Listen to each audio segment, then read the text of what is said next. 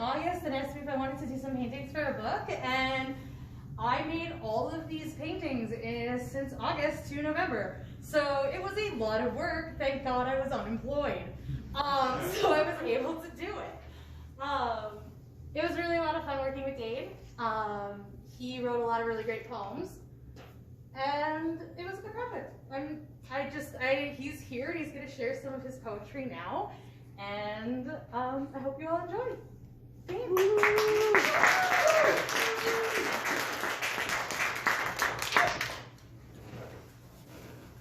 This first one is called Shame, and I'll show you the paintings for each poem too as I read them. There's no shame in solitude, but there's plenty of solitude in shame.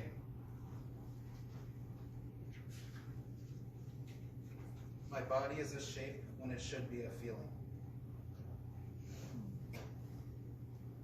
Sure, I'm driving this thing, and my name is on the registration, but it only ever felt like mine by designation. I'm just renting this body. It belongs to the mirrors, the fears, and the scales, but not me. It belongs to the nicknames, the hidden and not so hidden shames, but not me. It belongs to overeating and anxieties of every variety, but not me. My body never even belonged to the present, always defined by what it had been or what it could be, never what it is. These hands, these eyes, this heart, I own the individual components, but when combined, they are not mine. I lose all claims to ownership. My body is a shape when it should be a feeling. My body is a tool I use to hammer and screw, but never to mend. It's too ugly for that. I even cover it up at the beach and sometimes recoil untouched. Looking at old photos of myself, I almost feel a sense of bereavement. If it felt like I owned this body, I wouldn't feel so inclined to leave it. This next one is called Carnivorous.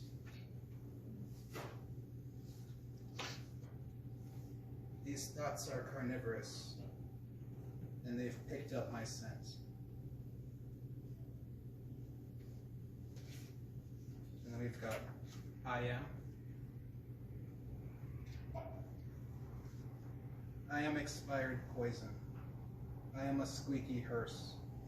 I am a dial tone that's breaking up. I am a dream stuck in reverse. I am the future flipped over a curb.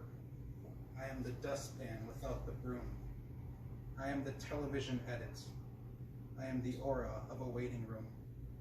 I am the illusion of distance. I am decadence decayed. I am a pair of frayed sheets. I am everything that keeps you dismayed. And then the hive. Anxiety swarms like a hive, not a pack. An army of hundreds too small to detect. And when they sting as one. This is comfortable. Well, deep inside I told you I felt comfortable with you. Looking down, you told me you felt comfortable too. If I could wrap a moment around eternity, that's the one I'd choose. We've got fallacies. Do you ever dig so deep for the poem that something else entirely gets out? A hurt that doesn't stay confined to verse and will lead you down an uncertain route to a location taken from a backwards map that was traced over all of the scars love left you with when she decided to replace each of your stars, not because they were dying, but because they grew beyond the galaxy. When you thought you were love's prophet, you were only spreading her fallacies. And then still. If I could pause everything and stroll through the frames, no other people, obligations, or names, I would still walk with nervous energy, nearly stumbling over my own feet. I would still worry that I'm breathing too loudly or tilting my head like a canine in heat. I would still avoid eye contact whenever possible, even if I am the only one who can see. And I can guarantee I'd still avoid any possible routes where you could end up in front of me. And then parted skies. The skies only parted so God could get a better shot. Gone fishing. I was sure that I was fishing, but I was wrong. Then I thought I was the rod, but I was wrong. I really felt like the hook, but I was wrong. For I was only the worm, and now I'm gone.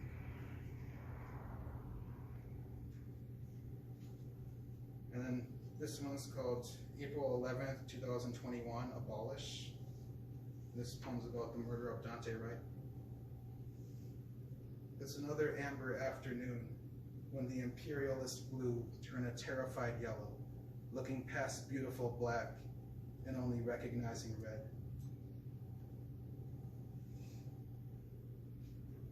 Then we've got her shadow. She's so beautiful, her shadow leans towards the sun.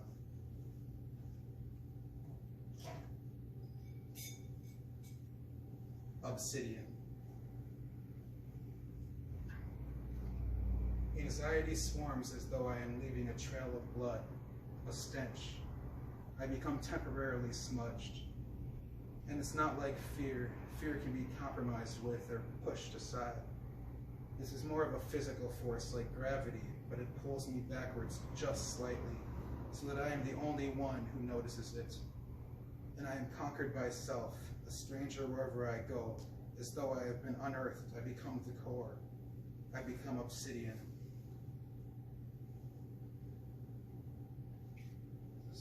A poem to death.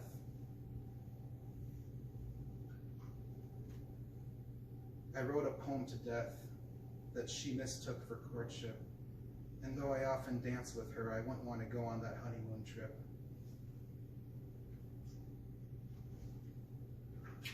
Something resembling personality.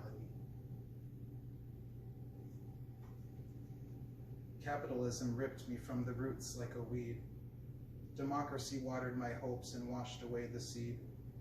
Religion held me under until I could no longer breathe. Love taught me to immolate what should be set free. Yet somewhere beyond the cacophony of me, I found something resembling personality. An excuse. I set my heart on fire because I needed an excuse to stomp on it.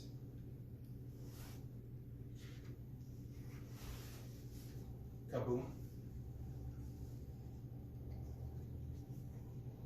I am the flame that mistook a fuse for a wick, expecting a lavender scent from a dynamite stick. And then the cover painting, a hole that I couldn't fill.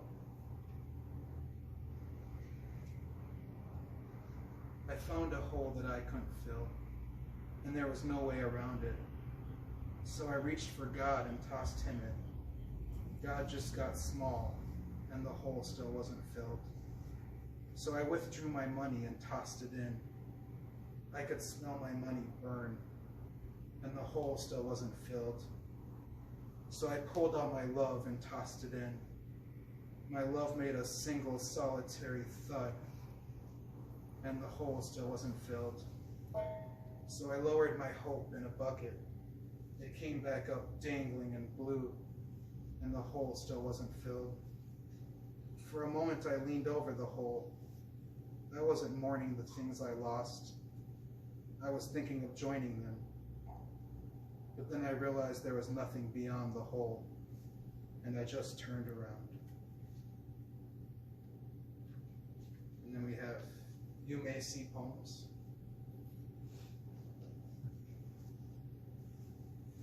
You may see poems, and while that description would fit, I see 600 drafts of a suicide note I'm too afraid to submit.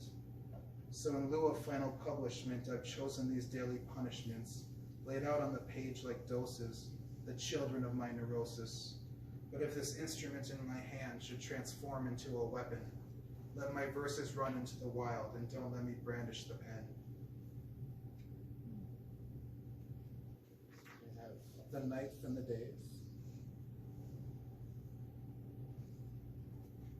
The nights I'm at my most obnoxious, the days I'm feeling most unsure, the nights when thoughts are loudest, the days when pain endures, the nights I eat my feelings, the days feelings devour me raw, the nights diffuse the situation, the days light the fuse and run. This one's smoldered.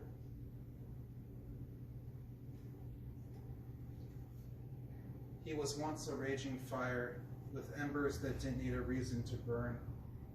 But after far too many revisions, his book lost its spine and the pages wouldn't turn.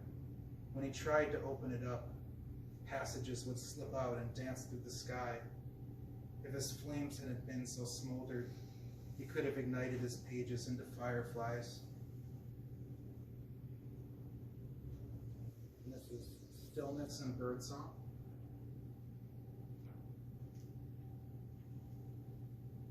If I woke up beside you, I would notice the birds.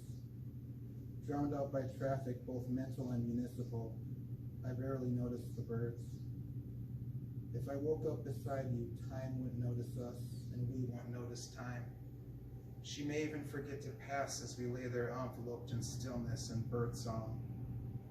But tomorrow I will wake up alone. I'll keep the blinds closed, and I may even curse the birds. A self that already shines. When it seems I've absorbed all I can take, and as a result I've gone opaque. Light no longer travels through me or reflects off my face. Know that I can still start a fire bright enough for the choir that rehearses beyond my bones, keeping my circuits from getting blown. And the light and sound somehow peek around the corners of my mind, pouring into the well where I hope to one day find a self that already shines. Dancing with anxiety. When anxiety first puts her arms around me, there's a strange sensation as sweat gathers into beads. The dance we're doing now is filled with unease, but I've yet to experience the true strength of her squeeze. Just when I think I have her rhythms down, I close my eyes and sway along, but she throws me to the ground. Before I regather my bearings, shaking like a nervous wreck, she helps me back to my feet only to wrap her hands around my neck. Then suddenly I'm here at work, after only spending seconds unraveling. The customers staring blankly at me have no idea how far my mind was traveling, but I'm back now.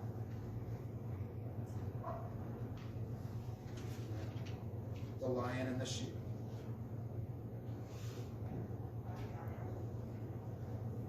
Right now I am a lion, but in the morning I'll be a sheep. How can so much distance on the food chain be separated by only 6 hours of sleep?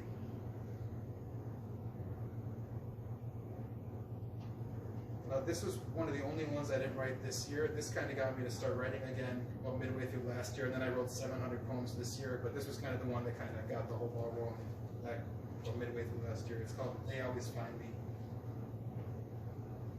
Well, it may sometimes seem the sea between me and who I want to be is temporarily parted. It's mostly an illusion caused by a contusion to the Kevlar shell covering my self-doubt. Inevitably, my fear that the coast is not clear will leave me second-guessing the very ground that I walk on, until doubt peeks out, rearing her spout, and covers me with dissatisfaction. Just once more I look back to the shore, realizing too late I've lost track of the score, and the waves, they always find me. Our art. Let our art be an affront to those who have made us this way. Let our canvases drip with retribution. Let our songs deliver final blows.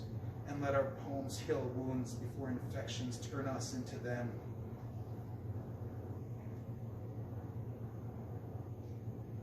Beyond the Milky Way,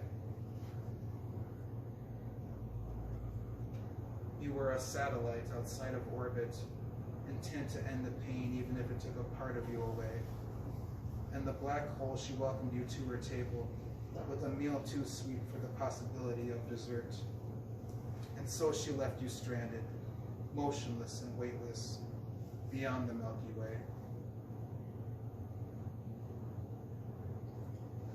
The constant swelling of the soul. You haven't noticed the ubiquity of dread, the constant swelling of the soul. I can't help feeling that it's coming to a head, stumbling from kleptocracy to technocracy without tucking our chins. If they weren't so incompetent, we'd likely be dead, but instead we're just unsatisfied, underpaid, and pinned down by the prospect of tomorrow. The fractured hourglass. Living inside this fractured hourglass, I can't stop applying pressure to all these cracks. A note from the pharmacy. Take 1 for nausea, 2 for discomfort, 3 to forget the rest of the day, 4 to unravel the universal fabric, 5 to stitch yourself into the seams, 6 for debasement, 7 for displacement, 8 to flash flood your mental basement, 9 to prepare yourself for replacement, and at 10 you're calling cut on the seam.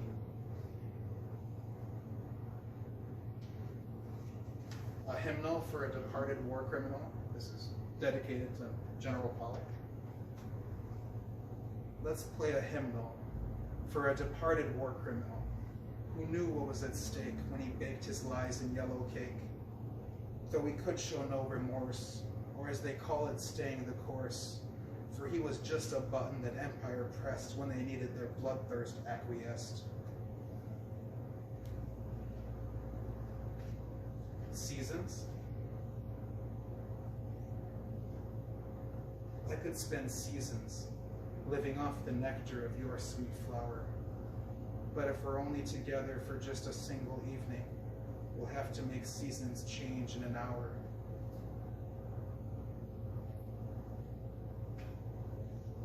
Percussive.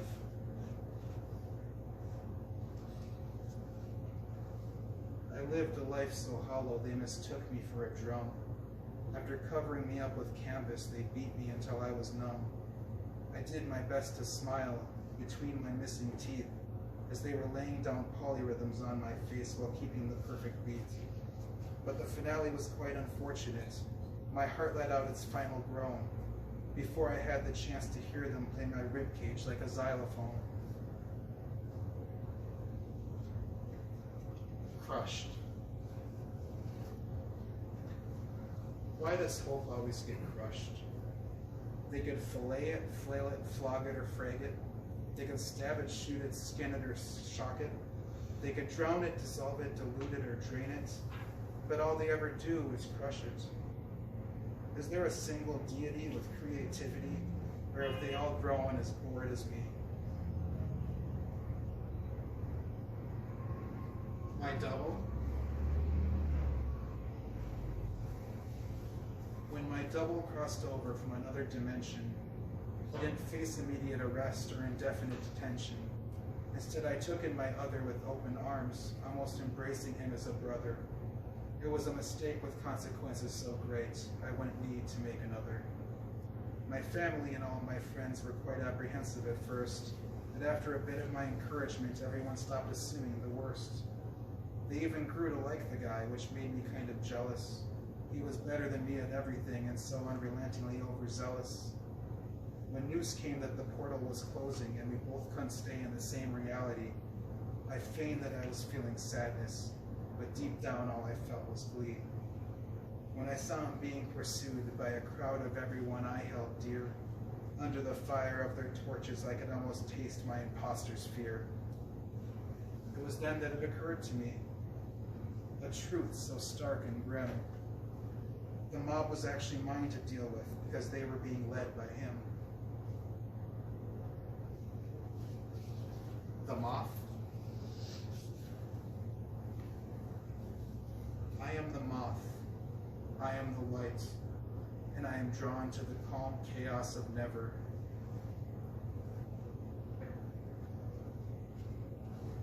Discarded dreams. You found me beside a pile of discarded dreams, and you tell me they still had a purpose.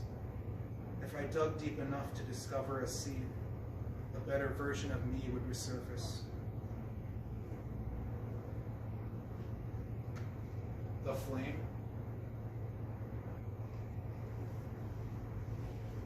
I am the flame that yearns to burn your wick.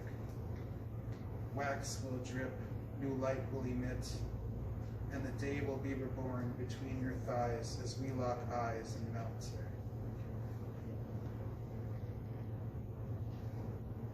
Decadence. The steady drip of decadence has flooded our souls, poisoned our mirrors, and transformed our bodies into prisons. Our visions become vestiges as we hack away at the root of self.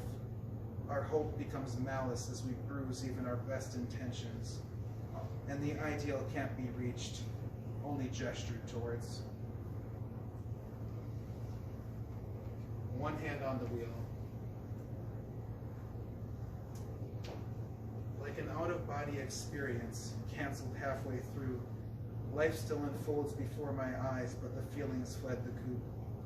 Pleasure, pain, and everything in between now arrive with a clinical detachment. I label and seal them in mental compartments, hoping one day for more vivid reenactments. But for now, I'm spectating from the driver's seat. If the road throws me a curve, I may take a spill. I'm not asking for a destination or even a map, just a reason to keep one hand on the wheel. Into the cracks. I took the parts of myself that couldn't be comfortably worn, and I locked them outside during the wildest of storms. But despite my defiance, wind won't make them scatter. The rain joined them in alliance, and in the gutter they would gather, only to return unexpectedly, soaking into the cracks of my foundation, until I found that my life's rotation had been disrupted by the gradual deflation, and I veered off course, swerving away from my identity, when it was revealed that I was the one carving obscenities in my serenity, heading toward a destination that had been rendered unclear by a fog appearing everywhere except for the mirrors. It belongs to you now. Whoever is holding my heart hostage, please remember to keep it on ice. Here's a list of all its food allergies, and don't forget it takes this medication twice. I'll put the supplies in an inconspicuous bag, and I'll leave it where your letter asked. But I'm not going to include any ransom money, because I honestly don't want it back. Bad intentions. I told the sunrise above the sunset. I had bad intentions. The hidden word. If the word decides to hide behind the cloak of night, the writer must adjust to darkness instead of turning on the lights.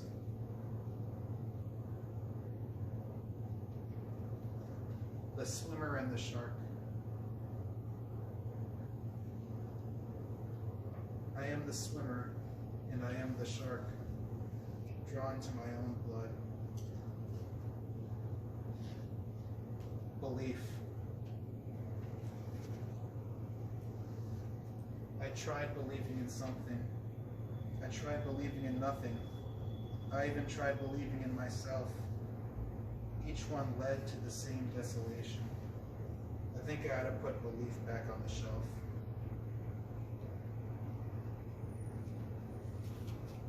And this is the recipe. The pendulum swings far too close to those standing on the edge of time's coast, and the mountains will always begin to shift just as you start to peer over love's cliff. Sometimes you'll even make the mistake of setting your incubator to incinerate. But when you finally get the recipe right, the scent will guide you through the darkest of nights to do things you didn't think you were capable of, to reflect, to reshape, to grow, and to love.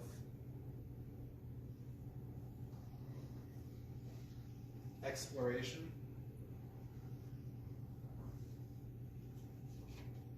I found undiscovered planets while I gazed into your eyes. I charted out their surfaces, journeying between your thighs. Hovering over your atmosphere, I followed the source of your sighs, and I landed in your deepest crater, where we absorbed the stars and lit up the skies. Ricochet.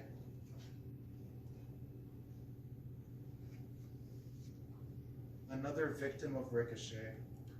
He shot for the stars, but it went through his brain.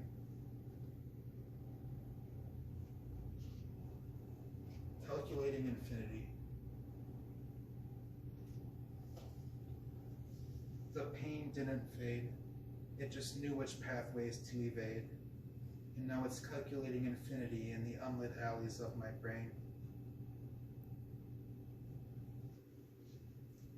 The healer.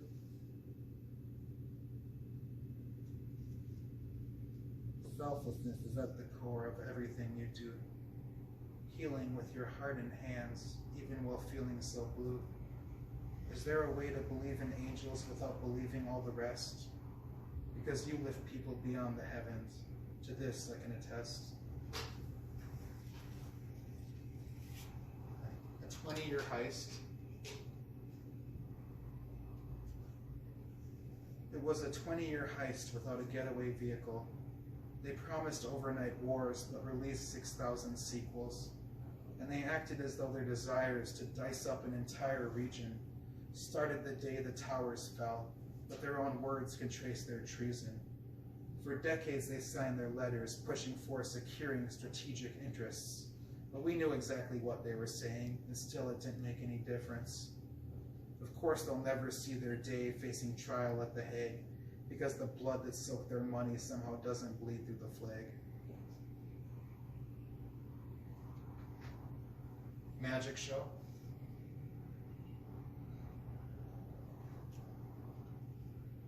When we meet, there will be magic. If I can get my rabbit to come out of the hat.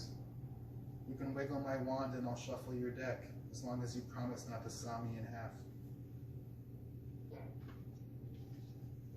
Heaven and hell. When a FOIA requests for their hustle to rest, God and the devil fled the scene. A major bombshell revealed heaven and hell had been populated randomly. Most of the angels retired or quit. Christ came back throwing a televised fit, and as a result, even he was sent below. Now that Mother Teresa and Charles Manson are in the same wing of the eternal mansion, what you reap has very little to do with what you sow. Too bright. I'm not sure if I shine too bright for this world or if this world shines too bright for me, but the one thing I can tell you without any hesitation is there's a whole lot of shining and not enough being seen.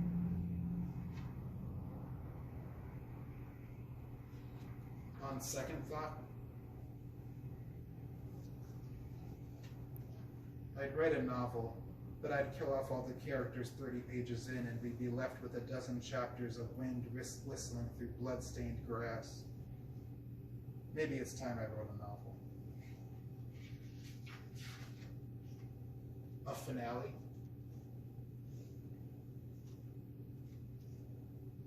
This seems like a finale. All my plot points are wrapping up, and with the backdrop of a burning sky, I can't even pretend that it feels abrupt. My show never found an audience, though it ran for years. It ran from my dreams and toward my doubts, racing side by side with my fears. Maybe we'll get renewed by another network, or find ourselves revived through syndication. But the next time you find my credits rolling, Assume my critics finally got their vindication. The Song of Surrender.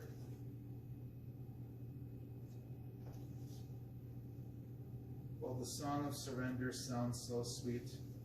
To sing it would lift you straight up off your feet, and the music wouldn't end until after your final breath, because the Song of Surrender only plays in the key of death. Sometimes I hear it faintly, like it's tuning its instruments to me, but I somehow decline the offer to duet, knowing I can still find my own symphony. And the closing poem, your turn. There is a poem in everyone, if you take the time to learn. When to feed it, when to bleed it, and when to let it burn. Then it will be your turn. Thank you.